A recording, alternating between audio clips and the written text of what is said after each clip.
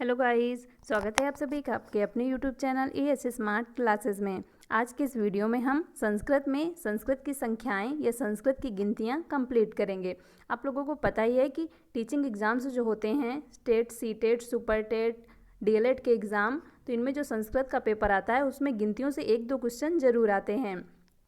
तो इस वीडियो में हम संस्कृत की 1 से 100 तक की गिनतियाँ कंप्लीट करेंगे और उसके साथ साथ ही कुछ और गिनतियाँ जैसे 1000 को क्या कहते हैं, 10,000 को क्या कहते हैं, इन्हें भी आगे कंप्लीट करेंगे। वीडियो को लास्ट तक ज़रूर देखिएगा। वीडियो पसंद आए तो वीडियो को लाइक करें और ज़्यादा से ज़्यादा शेयर करें। जिसने भी चैनल को सब्सक्राइब ना किया हो कर लीजिए और साथ ही बेल आइकन को भी प्रेस कर लीजिए ताकि नेक्स्ट वीडियो की अपडेट आपको टाइम पर मिलती रहे। इस वीडियो से रिलेटेड पीडीएफ प्राप्त करने के लिए ये है हमारा व्हाट्सएप नंबर।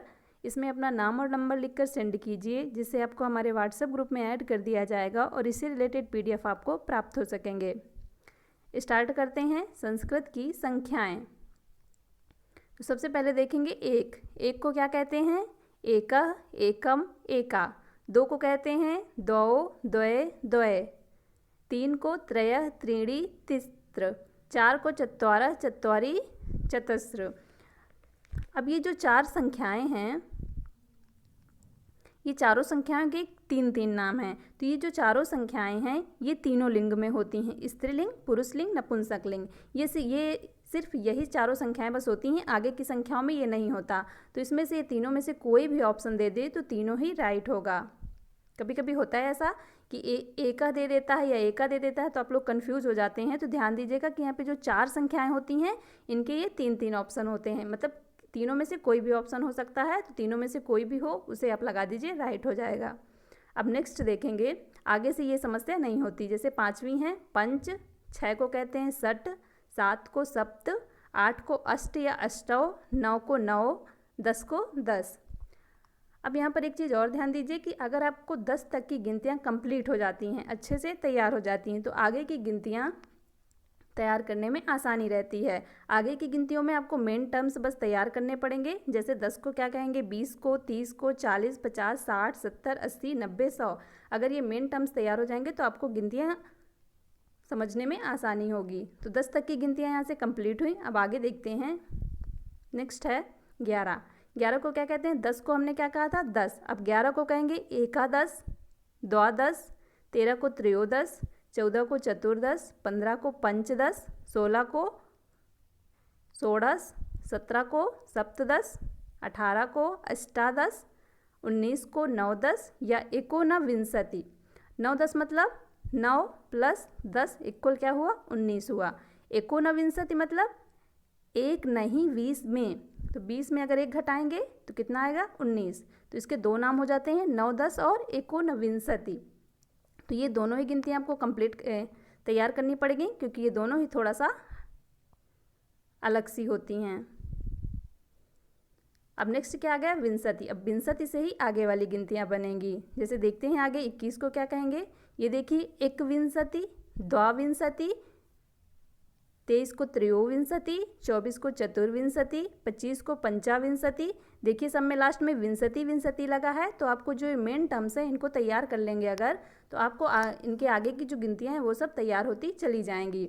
अब जैसे विंशति का हमने विंशति तैयार कर लिया तो सब में लास्ट में विंशति लगा है। षड्विंशति, सप्तविंशति, अष्टाविंशति और फिर 29 को क्या कहेंगे, नवविंशति। नवविंशति मतलब 9 + 20 = 29। और इसी का एक और नाम कहते हैं एकोनत्रिंशत्। 30 को 30 कहते हैं, तो 1 नहीं 30 में, अगर 30 में 1 घटा देंगे तो कितना आ जाएगा, 29। तो इसीलिए इसको कह देते हैं एकोनत्रिंशत्, मतलब 30 में 1 नहीं या 30 में 1 घटा के। और नवविंशति हो जाएगा 9 + 20, तो आ जाएगा 29। तो 30 तक की गिनतियाँ कंप्लीट हुई। 30 को कहेंगे त्रिंशत्। अब त्रिंशत् से ही आगे फिर बनेंगी गिनतियाँ। 31 को क्या कहेंगे, एकत्रिंशत्, 32 द्वात्रिंशत्, 33 त्रयात्रिंशत्, त्रयत्रिंशत् है। 33 हो गई त्रयत्रिंशत्, 34 हो गई चतुस्त्रिंशत्, 35 पंचत्रिंशत्, 36 षट्त्रिंशत्, 37 सप्तत्रिंशत् और 38 हो गई अष्टात्रिंशत्, 39 हो गई नवत्रिंशत् या एकोनचत्वारिंशत्। ये भी वही यहाँ पर आ गया, नवत्रिंशत् मतलब 9 + 30, तो 9 त्रिंशत तो आप लोग आराम से कर सकते हैं, लेकिन ये जो चत्वारिंशत है, एकोन चत्वारिंशत, उसके लिए आपको ये 40 वाला याद होना चाहिए। तो 40 को क्या कहेंगे? चत्वारिंशत। तो 40 में ही अगर 1 माइनस करेंगे तो क्या बन जाएगा? एकोन त्रिंशत, मतलब एक नहीं, एकोन चत्वारिंशत, एक नहीं 40 में, तो ये हो जाएगी एकोन चत्वारिंशत। अब 40 हो गया चत्वारिंशत। अब चत्वारिंशत से ही आगे की गिनतियाँ बनेंगी, जैसे 41 को कहेंगे एक चत्वारिंशत, 42 को द्विचत्वारिंशत, या इसी को कह सकते हैं द्वाचत्वारिंशत। नेक्स्ट है त्रिचत्वारिंशत या त्रयचत्वारिंशत। नेक्स्ट चतुश्चत्वारिंशत, 45 को कहेंगे पंचचत्वारिंशत, 46 षट्चत्वारिंशत, 47 सप्तचत्वारिंशत, और 48 हो जाएगी अष्टचत्वारिंशत या अष्टाचत्वारिंशत। फिर आ गया 49 के लिए 9 चत्वारिंशत। यहाँ तक तो आप बता सकते हैं, लेकिन अगर आपको एकोन पंचाशत बताना है तो इसके लिए आपको 50 की गिनती पता होनी चाहिए कि 50 को क्या कहते हैं। तो 50 हो जाता है पंचाशत। तो पंचाशत में ही जब एक नहीं तो 49 बनेगा।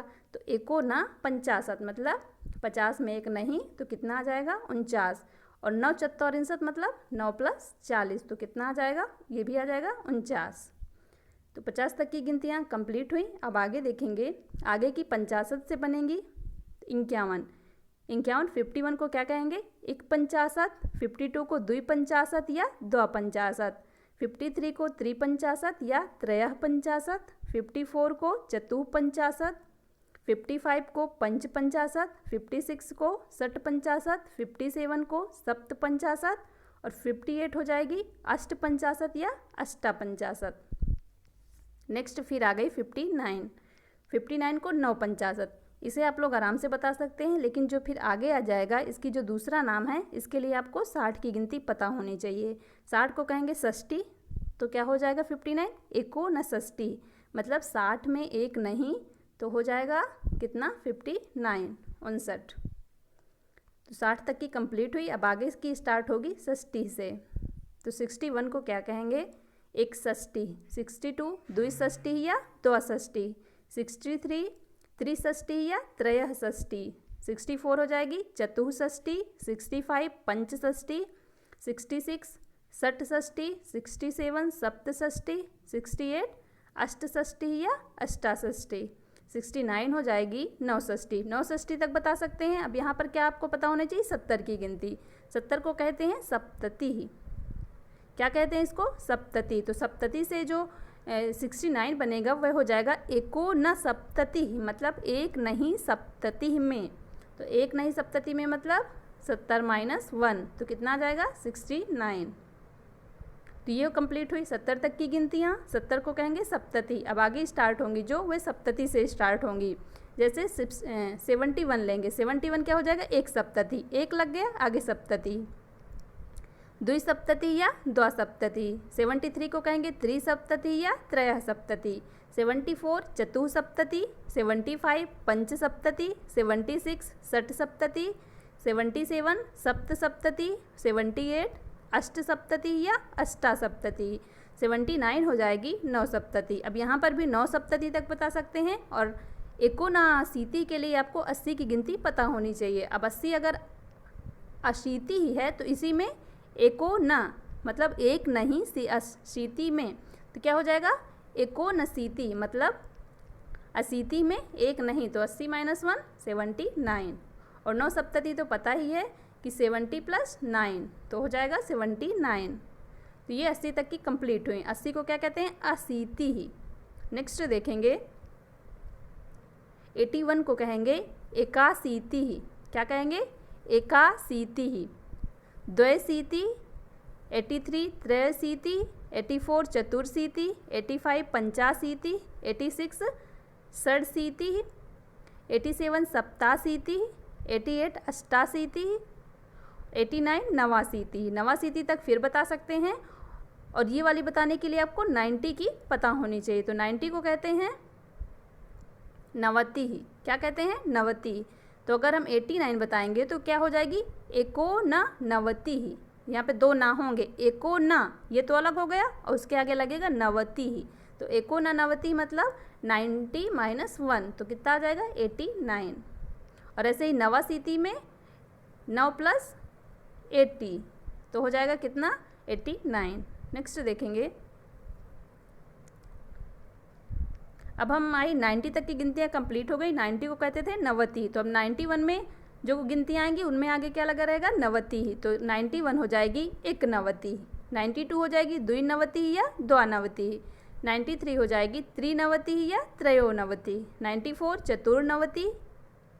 95 पंचनवति। 96 षण्णवति। 97 सप्तनवति। 98 अष्टनवति या अष्टानवति। 99 हो जाएगी नवनवति। अब फिर इसको बताने के लिए आपको 100 की गिनती पता होनी चाहिए, तो 100 को कहते हैं शतम। तो 99 क्या हो जाएगा एकोनाशतम। एकोनाशतम मतलब एक नहीं 100 में, तो कितना हो जाएगा 100 में जब एक घटाएंगे तो 99 आ जाएगा, तो ये हो जाएगा एकोनाशतम 99। तो यहाँ से 100 तक की गिनतियाँ कंप्लीट हो गई। अब आपने देखा कि ये जो मेन टर्म्स थे 10, 20, 30, 40, 50, 60, 70, 80, 90, 100, अगर ये हमें कंप्लीट हो जाते हैं तो उनके आगे की जो गिनतियाँ होती हैं उनमें आगे वही चीज़ लगी रहती है। जैसे 90 में नवति था तो 91 में एक नवति। ऐसे ही 80 में अशीति था तो 81 में क्या था एक सीति। तो ये क्या हो गई 100 तक की गिनतियाँ कंप्लीट हो गई। अब आगे कुछ और गिनतियाँ देखते हैं, हम कुछ अन्य संख्याएँ देखते हैं। जैसे 1000 को क्या कहते हैं, 1000 को कहते हैं सहस्त्रम। क्या कहते हैं सहस्त्रम। इन्हें भी ध्यान दीजिएगा, कभी कभी क्वेश्चन में ऐसा आ जाता है कि गिनतियाँ लिखने को आ जाती हैं कि 101 लिखिए, 105 लिखिए या 1001 लिखिए, ऐसी गिनतियाँ आ जाती हैं, तो उनके लिए हमें ये भी आना ज़रूरी होता है। तो 1000 को क्या कहते हैं सहस्त्रम। 10,000 को कहते हैं अयुतम या 10 सहस्त्रम।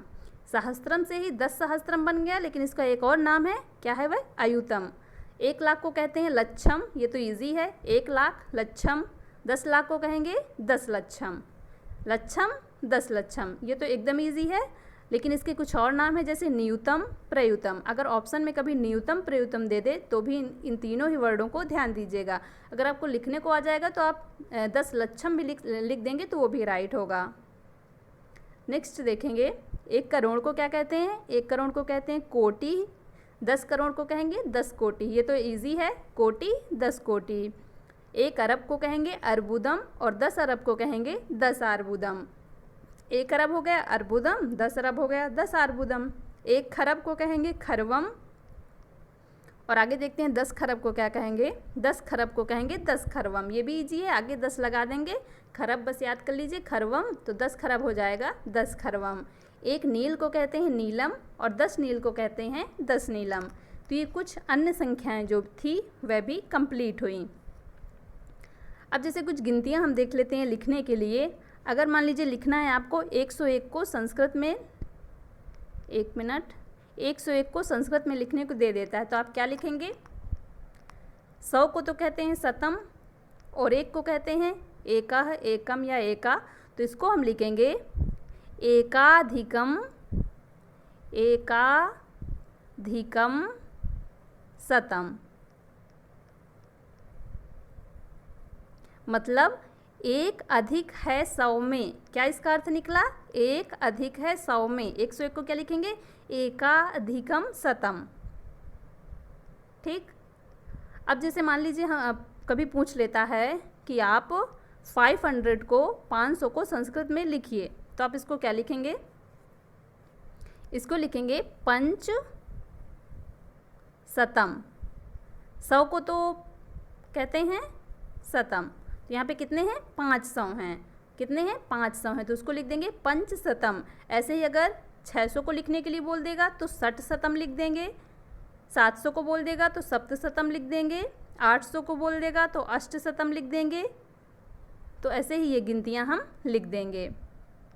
तो ये गिनतियाँ कंप्लीट हुई।